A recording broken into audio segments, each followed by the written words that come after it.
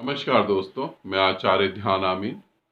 और यहाँ एक साधक का प्रश्न है। वो प्रश्न बहुत ही जरूरी और बहुत ही काम का प्रश्न है। उनका प्रश्न है, जो हम ओंकार साधना करते हैं या नाम सिमरन करते हैं या गुंजार करते हैं, ठीक है, तो हम कैसे उस परमात्मा से मिल सकते हैं। पहले आप ऑडियो को सुने, फिर मैं उसका आंसर देता हूँ, फिर उस आंसर को आप समझेंगे। गुरुजी प्रणाम। गुरुजी, मेरा सवाल ये है कि जैसे भ्रामरी प्राणायाम करते वक्त जो गुंजन किया जाता है या फिर ओम का गुंजारण होठ बंद करके जो किया जाता है, सिर्फ गुंजार, उस गुंजार के द्वारा हम नाद ब्रह्म तक नहीं पहुंच सकते। अगर पहुंच सकते हैं उसी एक ही साधना पद्धति पर, तो किस तरह से किया जाए और कैसे किया जाए? गुरुजी, इस पर प्रकाश डाले। केवल भ्रमर जाप गुरुजी। धन्यवाद गुरुजी, धन्यवाद गुरुजी, धन्यवाद गुरुजी। अब इसे समझें। यहाँ पर कुछ बातें ऐसी हैं जो हमें उलझा देती हैं, उसे समझें। नाद, इसे एक हाथ की ताली कहते हैं। आपने सुना होगा, नाद का अर्थ होता है एक हाथ की ताली। नाद के ऊपर बहुत सारा जानकारी है, बहुत जानकारी है, ठीक है। इतनी जानकारी है जो कि आपको मैं अगर बताने बैठूं तो शायद मेरी उम्र भी कम पड़ जाएगी। बहुत बहुत जानकारी है। यहाँ हम थोड़ी सी नाद के ऊपर बात करते हैं, नाद को अच्छे से समझने की। नाद को बोला जाता है, धर्म शास्त्रों में धर्म गुरु बोलते हैं, एक हाथ की ताली। एक हाथ की ताली का अर्थात है जो किसी चीज के टकराने से पैदा नहीं हो रही। ऐसा साउंड जिसे आप पैदा नहीं कर रहे, समझ लें, ऐसा साउंड जिसे आप पैदा नहीं कर पा रहे। मगर इस पूरे ब्रह्मांड में एक हाथ की ताली जैसा कोई साउंड नहीं होता है। जो भी साउंड होता है वो किसी ना किसी चीज के टकराने की वजह से होता है। हर साउंड घर्षण के कारण पैदा होता है। पहले तो इसको मैं क्लियर कर दूं, एक हाथ की ताली जैसा कहीं कुछ भी नहीं है।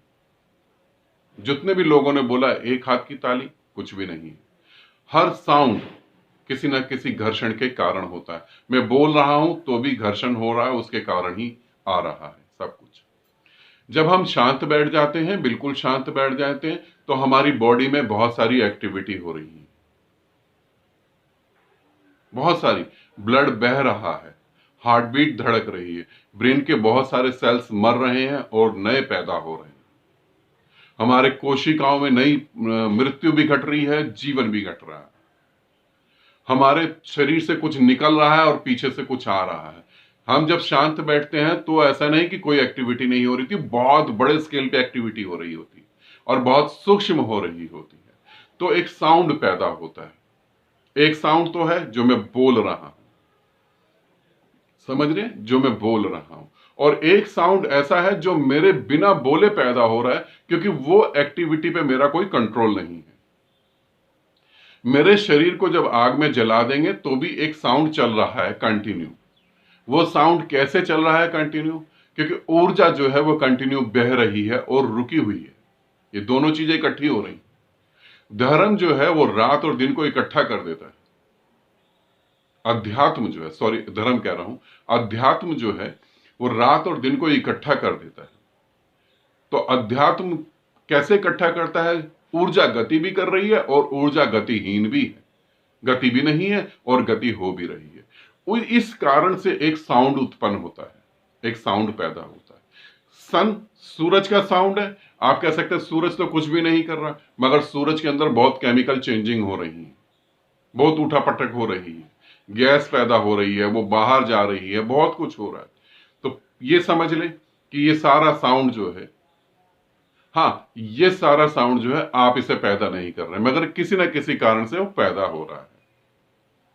अब हम प्रश्न पे आते हैं। हम जब गुंजार करते हैं या ओम बोलते हैं, ओठ बंद करके ओम बोलते हैं, तो क्या उससे हम परमात्मा को पा सकते हैं? हाँ, बिल्कुल पा सकते हैं। कैसे पा सकते हैं उसे समझे। अब यहां पे समझे, एक साउंड तो मैं पैदा कर रहा हूं। जैसे मैं बोल रहा हूं ओम, तो ये ओम जो है मैं पैदा कर रहा हूं। इस ओम का जन्मदाता मैं हूं, समझ रहे? इस ओम का जन्मदाता कौन है? मैं हूं। यदि आप बोलते हैं ओम, तो उस ओम के जन्मदाता कौन हो गए? आप। ठीक, मैं बोल रहा हूं ओम, मगर एक दिन मैं मर जाऊंगा, तो कौन बोलेगा ओम? तो ये जो ओम बोल रहा है ये सिर्फ एक काल्पनिक ओम है उस ओम तक पहुंचने के लिए। अगर मैं गुंजार कर रहा हूं और जो ब्रह्मांड में गुंजार हो रहा है, तो ये मेरा गुंजार जो है उस गुंजार तक पहुंचने का एक मार्ग है। कैसे? इसे समझे। जब मैं इसे निर्मित करूंगा, जब मैं इसे निर्मित कर रहा हूं तो मैं हूं ना, तभी तो निर्मित कर रहा हूं। ये बहुत बारीक सा फासला है, अगर इसे आप समझ लेंगे तो बहुत हद तक आपकी साधना जो है आगे चली जाएगी, बहुत हद तक आपकी समस्या खत्म हो जाएगी। मैं गुंजार कर रहा हूं तो मैं हूं उसके साथ, तभी तो गुंजार कर रहा हूं। मैं हूं तभी तो गुंजार हो रहा है ना, मैं हूं तभी कर रहा हूं। मैं कर रहा हूं तो मैं हूं तभी हो रहा है। राइट, इसे समझ गए? मैं हूं तभी हो रहा है। आप कर रहे हैं तो आप हैं तभी हो रहा है। अब ये जो कर रहा है इसे हम मार सकते हैं, इसे हम जला भी सकते हैं। कैसे? अगर हम शरीर को मार दें तो ये कैसे कहेगा कि मैं कर रहा हूं? फिर कौन कहेगा मैं कर रहा हूं?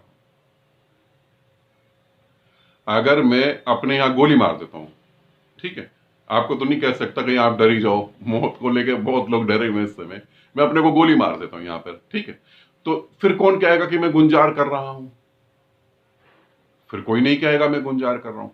तो जब मैं गुंजार करूंगा, अब मैं रुक जाऊंगा। ऐसे देखिए,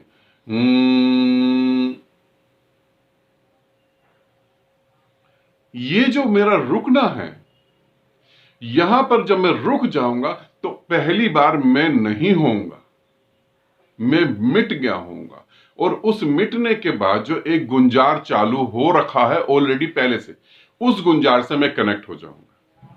यहां दो चीजें घट रही हैं बहुत जबरदस्त तरीके से।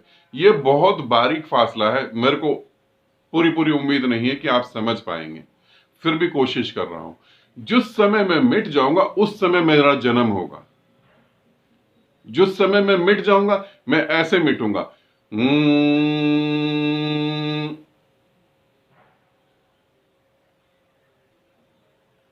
यहां से एक मेरा नया जन्म हो रहा है जो ऑलरेडी ओंकार चल रहा है, जिसे गुरुओं ने कहा एक ओंकार सतनाम। ये वो उस ओंकार से मैं पैदा हो रहा हूं, उस ओंकार से मैं जुड़ गया हूं। समझ रहे हैं आप इसको? उस ओंकार से मैं जुड़ गया हूं।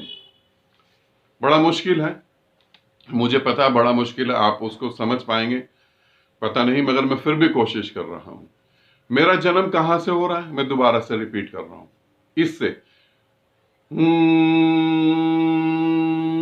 मेरा अंत कहां हो गया?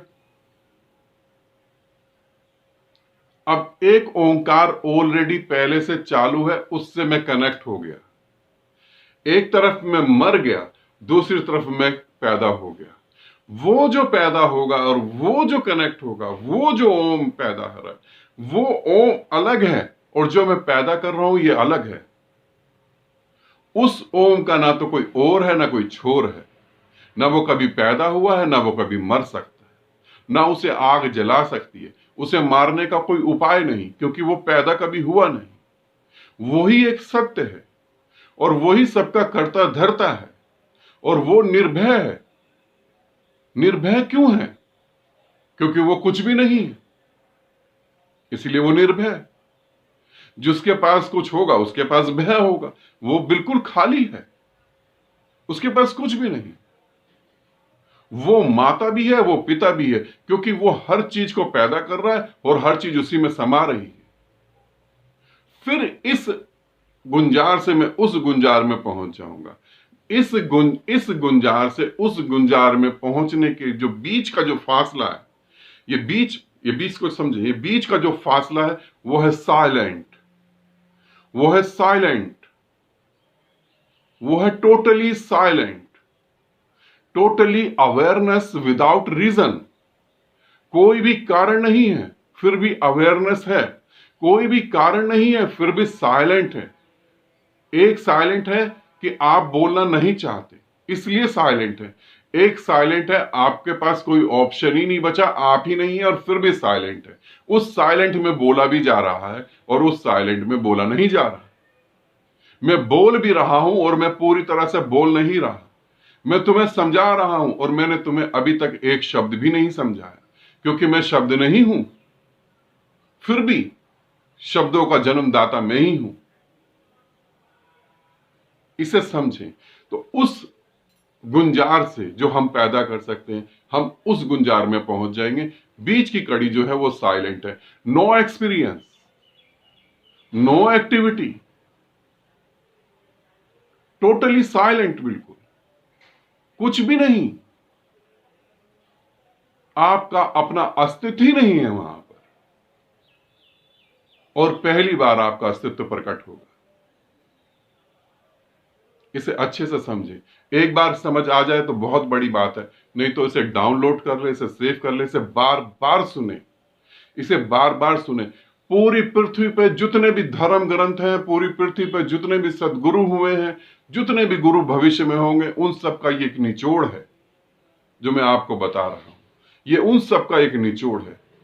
पूरे ब्रह्मांड के रहस्य को निचोड़ दिया जाए तो एक बूंद ये जो मैं आपको दे रहा हूं, इसे आप अच्छे से समझ लें। यदि फिर भी न समझ आए तो कई बार देखें, फिर भी न समझ आए तो कमेंट्स बॉक्स में आप कमेंट्स करें। ये एक इंसान है, ये एक परमात्मा है। फॉर एग्जाम्पल, ये बीच में जो है आपकी साधना है, ये बीच का गैप जो है आपकी साधना है, और इस साधना में सबसे बड़ा रिजल्ट जो है वो है साइलेंट। कोई भी गुरु आपको परमात्मा नहीं दे सकता, क्योंकि उसने परमात्मा कभी पाया ही नहीं। आज तक इस पृथ्वी पर और भविष्य में और बीते हुए काल में किसी गुरु ने कोई परमात्मा नहीं पाया है, किसी ने परमात्मा को नहीं देखा है। बुद्ध को जब ज्ञान हुआ, बच्चों ने पूछा कि आपको क्या मिला, तो बुद्ध ने कहा कुछ मिला नहीं, जो था उसके बारे में पता लगा, जो था उसके बारे में पता लगा, जो था वो है, बस। इसको समझ लेना, ये रहस्य है बहुत बड़ा। गुरु सिर्फ आपकी गलतफहमी दूर कर सकता है, वो भी जब जब आप उसका सहयोग करें तब। गुरु सिर्फ आपकी गलतफहमी दूर कर सकता है जब जब आप उसका सहयोग करेंगे तब। गुरु आपको अहंकार से मुक्त करने की कोशिश कर सकता है जब जब आप उसका सहयोग करेंगे तभी। आप उसका सहयोग नहीं करेंगे, वो कुछ नहीं कर पाएगा, क्योंकि गुरु तो जीरो है, गुरु शून्य है। इसे समझना, ये बहुत बड़ा रहस्य है। इसे समझ लिया तो बहुत कुछ हो जाएगा, और नहीं समझा तो आश्रमों में धक्के खाना, गुरुओं के पांव दबाना, फिर कुछ नहीं हो सकता। इसे समझना, और इसी को समझने के लिए साधनाएं करनी पड़ती हैं। उम्मीद है कुछ % तो आपको समझ आया होगा। ठीक है, आनंदित रहें, सदा खुश रहें। बहुत बहुत प्रेम आप सभी को।